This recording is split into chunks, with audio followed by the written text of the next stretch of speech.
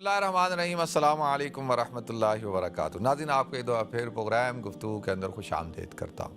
اچھا، میری بہن نے پہلے سوال پوچھا تھا کہ یہ نکاح کے اندر جو وکیل ہوتے ہیں کہ یہ وکیل کون ہوتے ہیں، پھر جو ولی ہوتا ہے ولی کون ہوتا ہے.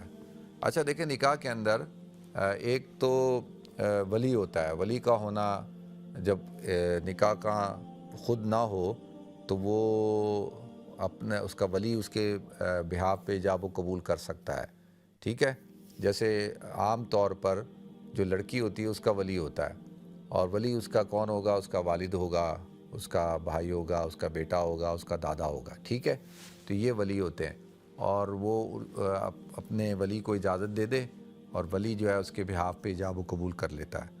اچھا، اب یہ ہے کہ آج کل کیونکہ یہ دیکھنا ہوتا ہے نا کہ بھئی مثال کے طور پہ ایک شخص ہے اور وہ کہیں گیا، سفر میں تھا، کسی جگہ پہ تھا، اس کو کوئی اچھا لڑکا نظر آ گیا یا کوئی رشتہ ہو گیا، کوئی بات ہو گئی، تو اس نے وہیں پہ بیٹھ کے جو ہے وہ اس لڑکے سے اپنی بیٹی کا نکاح کر دیا، ایجاب و قبول کر لیا. تو اب کیا اس کی جو بیٹی ہے اس کے پاس اختیار ہوتا ہے کہ وہ نکاح کو فسخ کر سکے؟ وہ کہے کہ جی یہ مجھ سے تو پوچھا ہی نہیں. تو وہ اس سے کہا جائے گا کہ بھئی تمہارے ولی نے تمہارا نکاح کیا ہے، تو کیا تمہیں اس میں کوئی اعتراض تو نہیں ہے؟ وہ کہتی نہیں، کوئی اعتراض نہیں ہے. تو نکاح منعقد ہو جائے گا. اور وہ کہہ نہیں مجھے ہے، تو وہ نکاح منعقد نہیں ہوتا.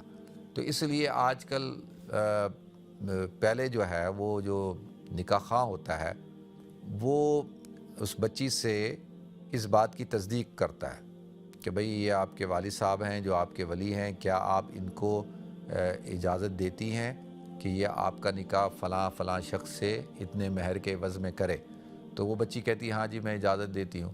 تو پھر اس بچی سے سائن کرا لیتے ہیں نکاح خواہ اس پر، نکاح فارم کے اوپر، تاکہ جو ہے وہ کنفرم ہو جائے. اور وہ گواہ بھی موجود ہوتے ہیں، ان گواہوں کی موجودگی میں اس بچی نے اجازت دی ہوتی ہے. پھر نکاح ہوتا ہے، اور اس نکاح میں اس کا جو ولی ہے وہ اپنی بیٹی کے یا کے بہاف پہ جو بھی ہے اس کے بہاف پہ ہے وہ ایجاب و قبول کرتا ہے. ٹھیک ہے، ولی تو اس کو کہتے ہیں. وکیل وہ ہوتا ہے کہ ایک شخص خود نہیں ہے وہاں پہ اور وہ اپنا وکیل کسی کو بنا دے کہ میرے بہاف پہ تم ایجاب و قبول کر لو.